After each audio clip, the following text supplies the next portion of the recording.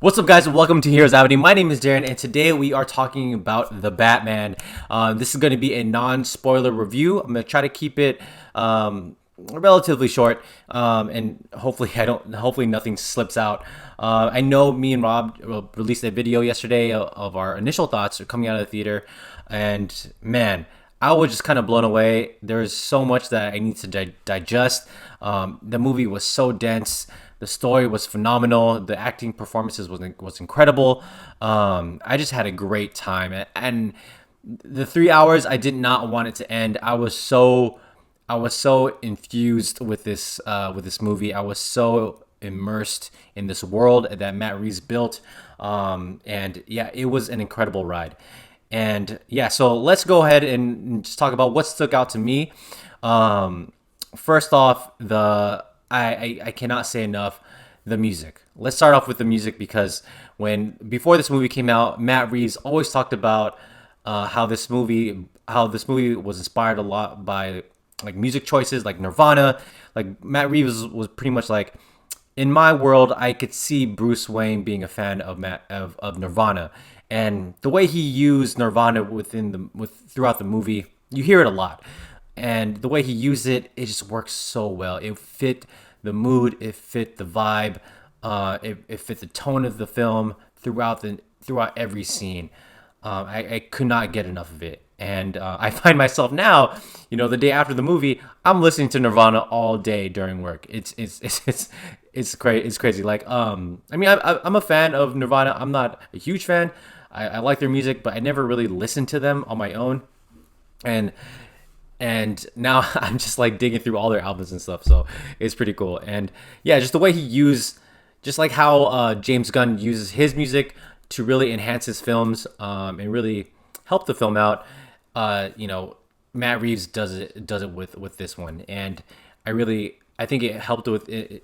I think it really helped convey what kind of story and what kind of tone he wanted to set for his Batman, and I think it really worked very very well. Another thing that stuck out to me is the partnership. I think the partnership between Commissioner Gordon and Robert Pattinson Batman, strictly Batman, because you get that a lot in this movie. I mean, there's the chemistry with those two was insane. Like, it stuck out like a sore throat. It's like a sore throat, like a sore thumb. Jeffrey Wright's performance was phenomenal. I mean, you pair that with what we got with Rob Pattinson's Batman. Man, what an incredible performance with both of them. You get them, both of them. They're both solving crimes together.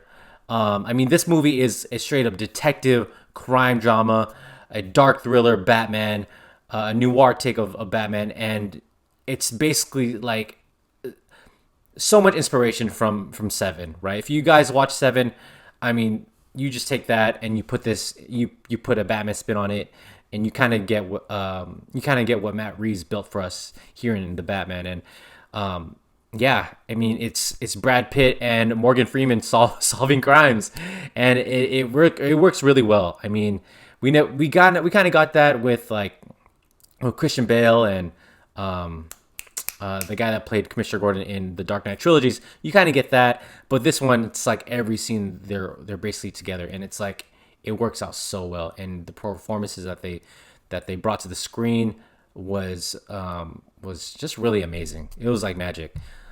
Like, even in the first like maybe 15 minutes of the movie, like they're already in the scene together, and it works. And yeah, it's awesome. And leading into that, I guess transitioning to my next thing is Robert Pattinson's Batman. Man, what a different take on the Batman that he was able to bring. So fresh and so new. Like, every time we get Batman on live, on the big screen, it just keeps getting darker and darker. First, it started off with Michael Keaton. That was dark for the time in the 90s, and you got the Nolan Batman with Christian Bale, and he brought this like really grounded, realistic take on Batman set in the real world. And we all thought that was kind of like dark already. And then you got Zack Snyder bringing a really damaged, broken, kind of Batman that kind of lost his hope in humanity. And then he eventually finds hope with Zack Snyder's Justice League, and it's like, where are we gonna go from there? Because we already went pretty far deep into the psyche of Bruce Wayne. But no, Matt Reeves went even further with this one. I'm telling you guys, this Bruce Wayne, this Batman, he is straight up like, what happened. You could just tell he's so damaged from the trauma that he saw when his parents died in that alley. He is so broken, and he is basically detached from humanity. He's detached from society. He doesn't even know how to like live in society or just act like himself or act like a regular human being. He's just like kind of lost. He's kind of like a lost soul. But when he puts on the cape, he feels like himself, even though like, he's wearing the suit and all. You could just tell when you guys watch the movie, you could just tell he's much more comfortable wearing the suit than when he's not wearing the suit. And that just speaks so much about this iteration of Bruce Wayne and the Batman that we've gotten before. Like, Ben Affleck was a great Batman. Don't get me wrong. I wanted that Batman movie directed by Ben Affleck, played by Ben Affleck as Batman. I really wanted that. But I mean, if we're not gonna get it, I mean, this is the road that we should take with going with a new Batman. And it's awesome. It's so grounded. I mean, it's so set in the real world that like even the physicality and the physics that happen in this world is like, some of it's like, yes, it's movie magic, but the things that happen to Batman, like, there's something in the third act. There's fights in the third act. Obviously, there's fights in the third act that happen to Batman, and the things that inflict on Batman, like it's realistic because it would happen to a real person. I don't want to give anything away, but I just love how realistic and natural this movie is. It's really good. And so yeah, I love this take of Batman. I mean, talk about refreshing a character that's been played multiple times and doing a successful job at that. Incredible work from Matt Reeves for sure. Another thing I want to talk about is Zoe Kravitz. Zoe Kravitz in here was another phenomenal performance. This different take on Catwoman reminded me of the year one Catwoman. Most definitely that one. And I think she did a great job. I mean, she didn't blow my mind that a lot of people like are saying online. Like, she didn't like it. Although she did a really great job at her performance, it didn't stand out to me as the other ones did. Like Paul Dano, Robert Pattinson, Jeffrey Wright. For some reason, all of those guys, their performances stood out. Hers was really good, and I think she definitely is Catwoman. Like, no doubt about it, she is Catwoman. It's just I think what bothered me is that every time she was on screen with Robert Pattinson, I just didn't feel the chemistry. I'll tell my wife this, like, I don't feel the chemistry between her and Batman, and it just didn't work for me. And maybe you guys feel different, so let me know in the comments below.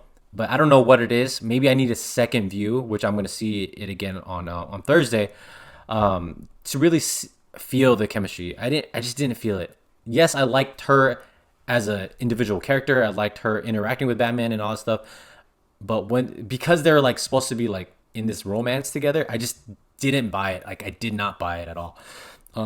If anything, my wife even said Commissioner Gordon and Batman should have kissed because their chemistry was so good. That's how different her chemistry was compared to Commissioner Gordon and Batman's chemistry. Totally different. And that leads me to my next person, Paul Dano. Man, what a crazy character. I mean, talk about a dark thriller and trying to find the perfect villain for this movie. I mean, this guy, straight up Zodiac killer, prisoner vibes. Like, this was a very terrifying villain. Yes, Heath Ledger was scary, but I mean, Paul Dano's performance, man, it's just really what a freaking psycho. Like it really it made me scared. Like even like he kind of like set the mood. Him and Batman set the mood for the entire film, right? And I felt like I was watching a David Fincher movie, like literally, just because of how terrifying Paul Dano's performance was, playing the Riddler, and the clues that he would give Batman, was was pretty cool to just to see. And like I'm like trying to like encrypt the code that the Riddler set for the Batman, and like I'm also trying to like solve the clues that Riddler set for him. And it's just really a really fun, interesting ride throughout the entire 3 hours of me sitting there. And I don't know, like I had one of my friends, I don't know if you're watching, but one of my friends, Paulo, he texted me and said, yeah, people are saying that, the clues were pretty lame. Like, I don't know, like, I don't know if, like, I don't think that's the point. If you're trying to, like, maybe nitpick at this movie and you're like, oh, the clues that the Riddler put for Batman was lame. Like, so dumb. Like, what kind of riddles are those? Those are stupid riddles. Like, that is really nitpicking, and I don't think that's the point. The point is how Batman is solving these riddles and able to solve these crimes, and trying to encrypt the language that the Riddler is setting him up for, and just the way it's being orchestrated by Riddler. And Batman, as he is in his second year of being Batman, or second or third, you kind of see how this is Batman's first kind of villain that does this to him. And he kind of like, there's some missteps that Batman goes through by following these clues, obviously, right? And I think that's what it's about. It's all about like getting to the mindset of Batman and how he's thinking. You're trying to get into the psyche of Batman, of the psyche of the world's greatest detective, and you're trying to figure out how he's trying to break the code with Commissioner Gordon. And they're just going back and forth about it, and it's just really, really incredible to watch. And I don't think it's, and if you're gonna nitpick, like, that is not what you want to nitpick, because that's not what it's about. I mean, if you're, yeah, it's just like, I don't know, it's just like making fun of the Joker because his jokes weren't funny. Like, that's not what it's about, right? It's totally besides the fact. And so that's like, talk about detective stuff, right? Like, that's one big element that I loved about this movie, is just how Batman is solving these crimes and trying to solve these riddles. And there's things that are hidden in this movie that he figures out, and he just connects the dots easily. And like, people point him, like, there's people in this movie that point to him as the world's greatest detective. Like, they point to him as a source source for answers for these riddles. And it's just really cool to watch, because we never really got that with Ben Affleck's Batman or Christian Bale's Batman. Yes, Christian Bale's Batman was, like, he's solving the crimes himself. Like, he's trying to figure out how this bullet was, like, who, like the scene in the Batman trilogy where, like, Christian Bale's Batman, he's like trying to find the fingerprint that was left on a bullet, but the bullet was broken. So he's like, that's not the detective work that I was really interested in.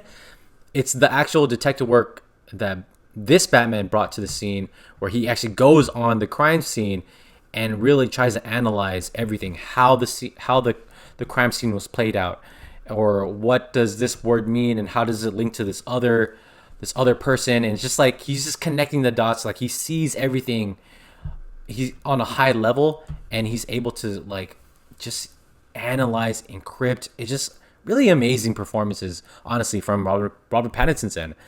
But yeah, so that is going to be it for my non-spoiler review. I really enjoyed this film. I'm going to watch it again. I'm still digesting it. I'm pretty sure after I upload this video, there's going to be things where I'm like, oh, damn it, should have said that. So I guess that's just how my mind works. But out of 10, I give this a 9 point. I give this a 9.5, 9.7. It's not a perfect movie, but I think it's really close to a 10. It's really close to a 10. 9.5. It may move depending on my second viewing or third viewing, but right now I think I'm sitting pretty comfortable at 9.5. So let me know in the comments below. Have you guys seen this movie? Let me know in the comments below. Do you guys agree with anything that I said? I know some of you may not like the pacing in this one. I thought the pacing was great, and yeah. Great job, everyone. Great job, Matt Reeves and Robert Pattinson. Let me know in the comments below. Like this video, subscribe to our channel, and I'll see you guys again. Bye.